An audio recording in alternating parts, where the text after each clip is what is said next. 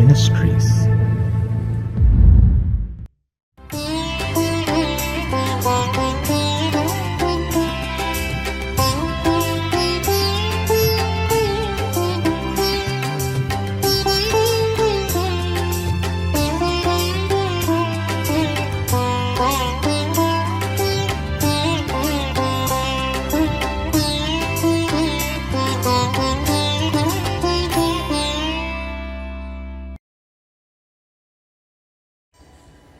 நீ எகிப்து தேசத்திலிருந்து புறப்பட்ட நாளில் நடந்தது போலவே உன்னை அதிசயங்களை காண பண்ணுவேன்.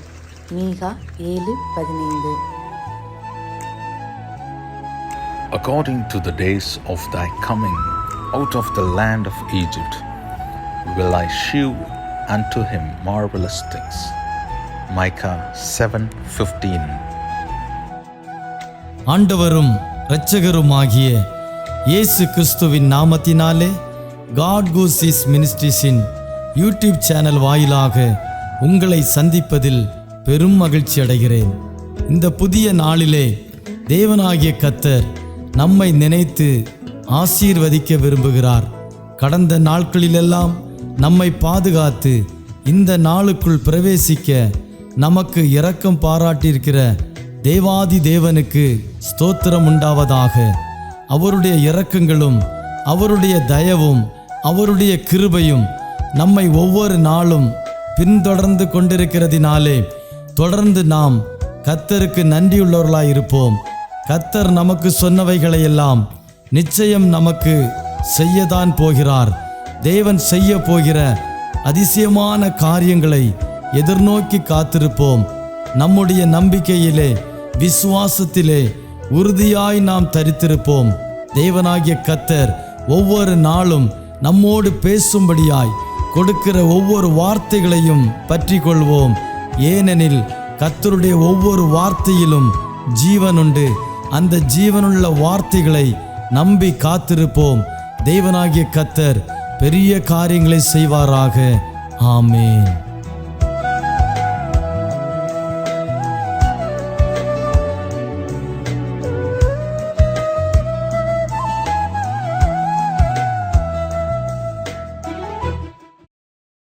கர்த்தருடைய பரிசுத்த நாமம் மகிமைப்படுவதாக. இந்த ஆண்டின் முதல் 3 மாதங்களை ஜெயமாய் கடந்து இந்த 4வது மாதத்தின் முதல் நாளுக்குள் மகிழ்ச்சியாய் பிரவேசிக்க கர்த்தர் கிருபை பாராட்டியிருக்கிறார். நாட்கள் வெகு விரைவாய் ஓடிக்கொண்டிருக்கிறதை நாம் நிச்சயம் உணர முடிகிறது. ஆயினும் இந்த கடைசி காலகட்டத்திலே கர்த்தரை நம்பியிருக்கிற ஜனங்களுக்கு அவரே அடைக்கலமும் பாதுகாப்பும் பலனுமாயிருக்கிறார். அவர் நமக்கு வாக்கு பண்ணியிருக்கிறதை நிறைவேற்றி அவர் சொன்னதை செய்யும் அளவும் உங்களை கைவிட மாட்டார், உங்களை விட்டு விலகவும் மாட்டார். நம்முடைய தேவனாகிய கர்த்தர் நமக்கு அவருடைய வார்த்தைகளை கொடுத்து தேற்றுகிற தேவனாயிருக்கிறார். இந்த மாதத்திலும் கூட பரிசுத்த வேதாகமத்திலிருந்து ஒரு வேத பகுதியை வாசிக்க கேட்போம். மீகா தீர்க்கதரிசியின் புஸ்தகம் 7ஆம் அதிகாரம் 15ஆம் வசனம். நீ எகிப்து தேசத்திலிருந்து புறப்பட்ட நாளில் நடந்தது போலவே உன்னை அதிசயங்களை காண பண்ணுவேன். நாம் இந்த வசனத்தை இப்படி கூட வாசிக்கலாம். உன்னை அடிமைத்தனத்திலிருந்து புறப்பட பண்ணின நாளில் நடந்தது போலவே அதிசயங்களை மீண்டும் காண பண்ணுவேன். நாம் வாசிக்க கேட்ட இந்த வசனமானது நம்முடைய தேவனுடைய வார்த்தையாக உள்ளது. இந்த மீகா தீர்க்கதரிசியின் புஸ்தகம் 7ஆம் அதிகாரம் 14ஆம் வசனத்தில் தீர்க்கதரிசியாகிய மீகா தேவனிடத்தில் யூதாவின் விண்ணப்பமாக இதை நிறைவேற்றினார். இந்த தீர்க்கதரிசியின் புஸ்தகம் முழுவதும் நாம் வாசித்து பார்ப்போம் என்றால் சொல்லப்பட்ட ஒவ்வொரு வார்த்தையும் சிறையிருப்புக்கு போவதற்கு முன்பதாக இஸ்ரவேலுக்கும் யூதாவுக்கும் எச்சரிக்கையாக சொல்லப்பட்ட வார்த்தைகள். இன்றும் இங்கே சிறப்பான காரியம் என்னவென்றால் இவர்கள் தண்டிக்கப்படுகிறதற்கு முன்பதாகவே கொடுக்கப்பட்ட எச்சரிக்கை மாத்திரமல்ல, தண்டனைக்கு பின் தேவனுடைய மன்னிப்பு எப்படிப்பட்டதென்றும் தேவனுடைய இரக்கத்தினால் திரும்பவும் இவர்கள் எப்படி கட்டப்படுவார்கள் என்றும் தேவன் அவனுடைய தீர்க்கதரிசியின் மூலமாக சொல்லியிருந்தார். இதிலிருந்து தேவன் தம்முடைய ஜனங்களை எவ்வளவு நேசிக்கிறார் என்பதை நாம் தெளிவுபடுத்திக் கொள்ளும் அளவுக்கு தேவனுடைய வசனங்கள் தீர்க்கதரிசன வார்த்தைகளாய் நமக்கு கொடுக்கப்பட்டிருக்கிறது. நம்மை அதிசயங்களை காண பண்ணுகிற தேவன் விசேஷமாக இந்த மாதத்திலே கர்த்தருடைய அதிசயமான காரியங்களை நீங்கள் கண்டு சந்தோஷப்படத்தக்கதாக நிறைவேற்றப் போகிறார் என்பதில் சந்தேகமில்லை. கர்த்தருடைய செயல்களை எதிர்நோக்கி காத்திருங்கள். தேவனாகிய கர்த்தர் நிச்சயம் உங்களை ஆசீர்வதிப்பார். நாம் வாசித்த இந்த வசனத்தில் எகிப்து தேசத்திலிருந்து புறப்பட்ட நாளில் நடந்தது போலவே உங்களை அதிசயங்களை காண பண்ணுவேன் என்று தேவனாகிய கர்த்தர் சொல்லியிருக்கிறார். எகிப்திலிருந்து அவர்கள் விடுதலையாகி புறப்பட்ட நாளிலே நடந்த காரியங்கள் என்னவென்று சிலவற்றை அறிந்திருக்கிறோம். நாம் எல்லாவற்றையும் பார்ப்பதற்கு நேரமில்லை. 2 குறிப்பிட்ட காரியங்களை வசனத்தின் அடிப்படையில் நாம் கவனிக்கப் போகிறோம். அதை வாசித்து விசுவாசித்து கர்த்தர் இன்றைக்கும் அதே போலவே செய்வார் என்று நம்பி காத்திருப்போம். கர்த்தரை நம்பின ஜனங்கள் ஒருபோதும் வெட்கப்பட்டு போனதில்லை. ஏனென்றால் அவர் நம்மை அதிசயங்களை காண செய்கிறவர். எப்படி என்றால், அடிமைத்தன வீடாகிய எகிப்திலிருந்து மிகுந்த நெருக்கத்தின் மத்தியில் துக்கத்தோடும் பெருமூச்சோடும் இஸ்ரவேலர் இட்ட கூக்குரலை கேட்ட தேவன் மோசே என்ற இரட்சகனை எழுப்பினார். அவனிடத்தில், நீ பார்வோனிடத்தில் போய் தேவனுடைய ஜனங்கள் அவரை ஆராதிக்கும்படியாய் அவர்களை போகவிடு என்று சொன்னார். அவன் போகவிட மாட்டேன் என்று சொன்னபோது 1 2 அல்ல 10 வாதைகளை அந்த தேசத்தின் மேல் வரவழைத்து தம்முடைய ஜனங்களுக்கு அதிசயங்களை காண பண்ணி தம்முடைய ஜனமாகிய இஸ்ரவேலரை பலத்த கையினாலும் ஓங்கிய புயத்தினாலும் தேவனாகிய கர்த்தர் விடுதலையாக்கினார். இந்த சம்பவங்களை நாம் யாத்திராகமம் புஸ்தகத்தில் வாசிக்கிறோம். அதில் 2 காரியங்களை மாத்திரம் சுட்டி காட்டி நான் உங்களுக்காக ஜெபிக்க விரும்புகிறேன். அவர்கள் எகிப்திலிருந்து புறப்பட்ட சம்பவத்தை குறித்து யாத்திராகமம் புஸ்தகம் 3ஆம் அதிகாரம் 20, 21, 22 வசனங்களில் வாசிக்க முடியும். ஆகையால் நான் என் கையை நீட்டி எகிப்தின் நடுவிலே நான் செய்யும் சகலவித அற்புதங்களினாலும் அதை வாதிப்பேன். அதற்கு பின் அவன் உங்களை போக விடுவான்.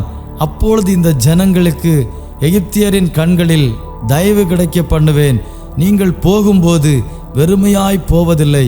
ஒவ்வொரு ஸ்திரீயும் தன் அயலகத்தாளிடத்திலும் தன் வீட்டில் தங்குகிறவளிடத்திலும் வெள்ளியுடைமைகளையும் பொன்னுடைமைகளையும் வஸ்திரங்களையும் கேட்டு வாங்குவான். அவைகளை உங்கள் குமாரருக்கும் உங்கள் குமாரத்திகளுக்கும் தரிப்பித்து எகிப்தியரை கொள்ளையிடுவீர்கள் என்றார். தேவன் வாக்கு பண்ணினபடியே இன்றும் அதிசயங்களை காண செய்கிறவர், இனியும் செய்ய போகிறார். தேவனாகிய கர்த்தர் இஸ்ரவேல் ஜனங்கள் எகிப்திலிருந்து புறப்பட்ட அந்த நாளில் முதலாவது ஒரு அதிசயத்தை செய்தார். எகிப்தியரின் கண்களில் தயவு கிடைக்க பண்ணினார்.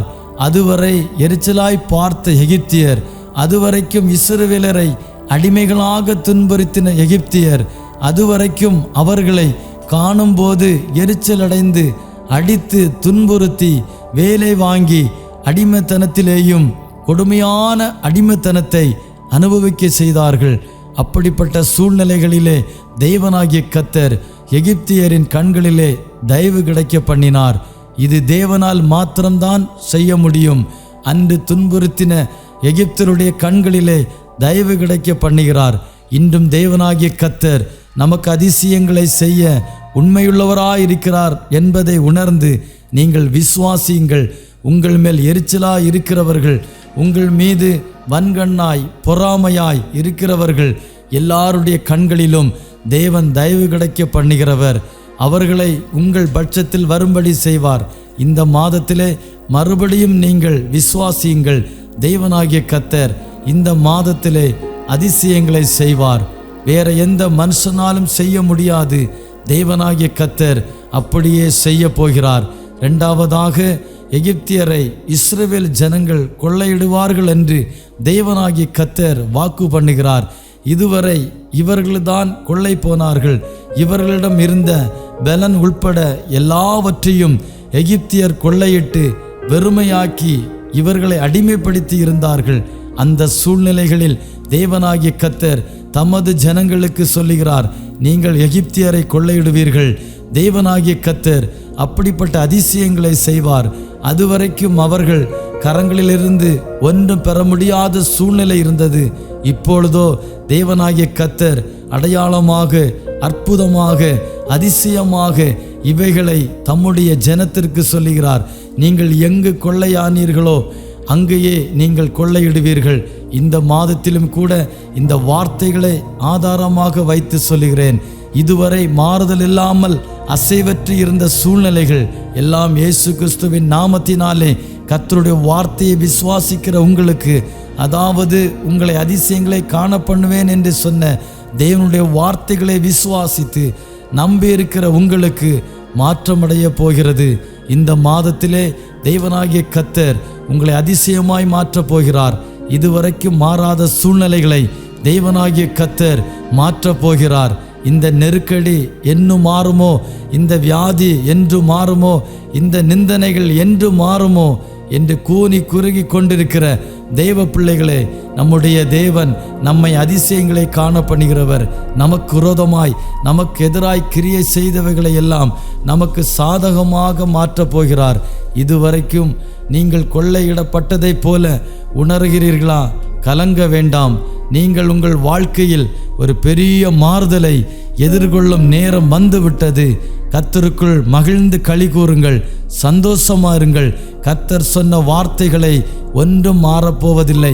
உங்களுடைய தனிப்பட்ட வாழ்க்கையிலே, உங்கள் குடும்பங்களிலே, உங்கள் ஊழியத்திலே நோக்கி இருக்கிற எல்லா சூழ்நிலைகளையும் கண்டு அஞ்சாதீர்கள்.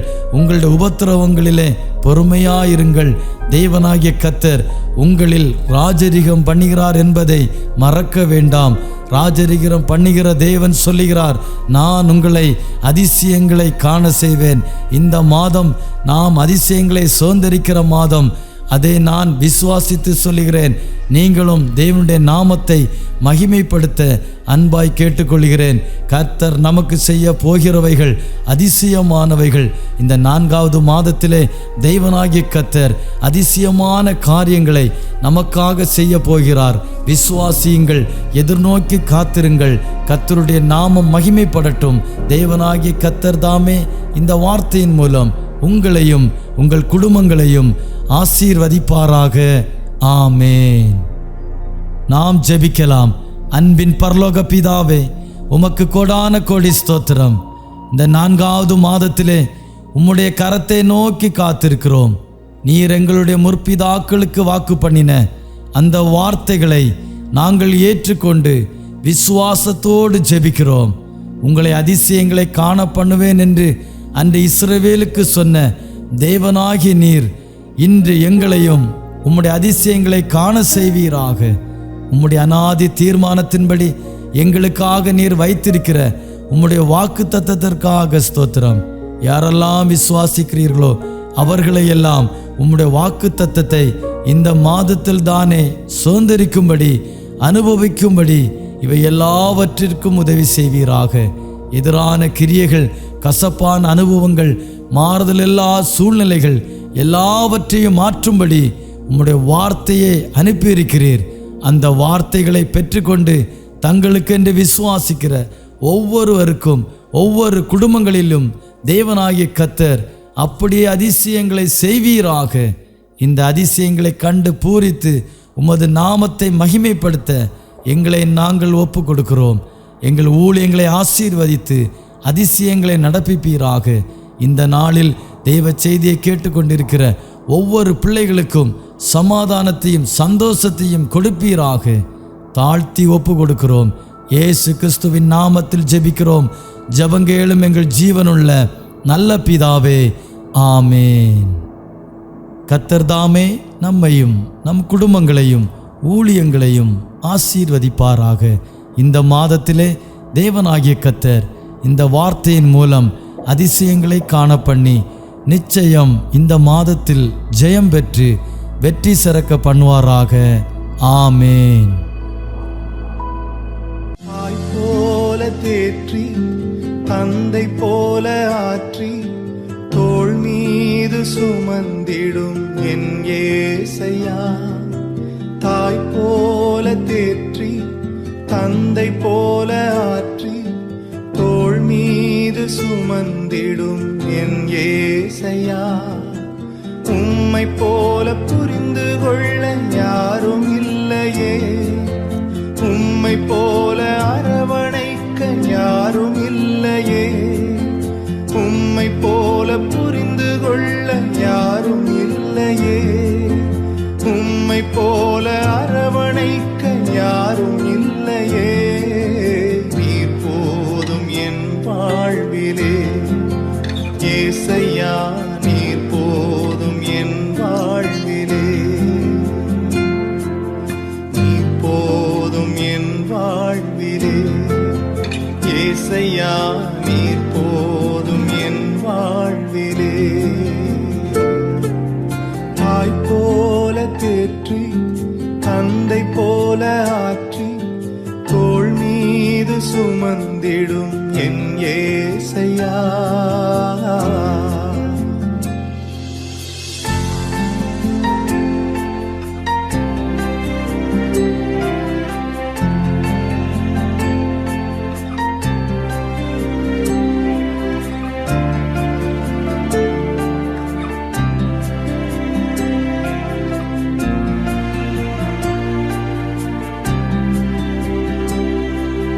மலை போல துன்பம் என்னை சூடும் போது அதை பனி போல உருகிட செய்பவரே.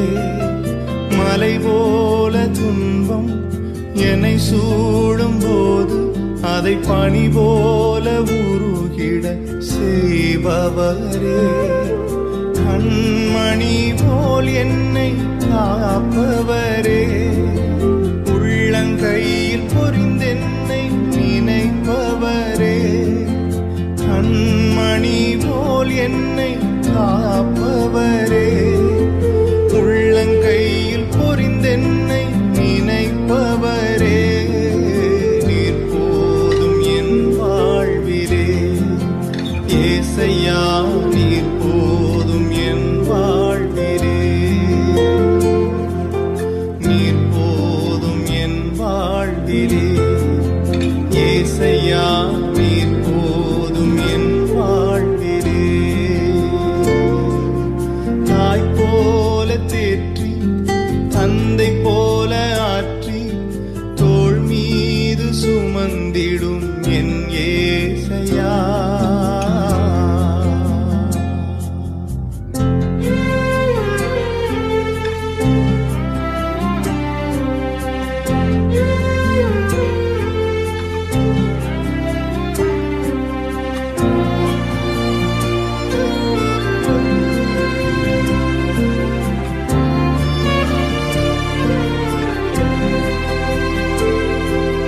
பலவீன நேரம் என் கிருபை உனக்கு போதும், உன் பலவீனத்தில் என் பலன் தருவேன் என்றே. பலவீன நேரம் என் கிருபை உனக்கு போதும், உன் பலவீனத்தில் என் பலன் தருவேன் என்றே. நிழல் போல என் வாழ்வில் வருபவரே, விலகாமல் துணை நின்று காப்பவரே. நிழல் போல என் வாழ்வில் வருபவரே, விலகாமல் துணை நின்று காப்பவரே. நீர் போதும் என் வாழ்விலே ஏசையா, நீர் போதும் என் வாழ்விலே, நீர் போதும் என் வாழ்விலே ஏசையா, நீர் போதும் என் வாழ்விலே. தாய் போல தேற்றி தந்தை போல ஆற்றி தோள் மீது சுமந்திடும் என் ஏசையா. ஒரு தாய் போல பாசம், தந்தை போல நேசம், ஒரு தோழன் போல புரிந்து கொண்ட என் ஏசையா. உம்மை போல புரிந்து கொண்டது யாரும் இல்லையே, உம்மை போல அரவணைப்பதும் யாரும்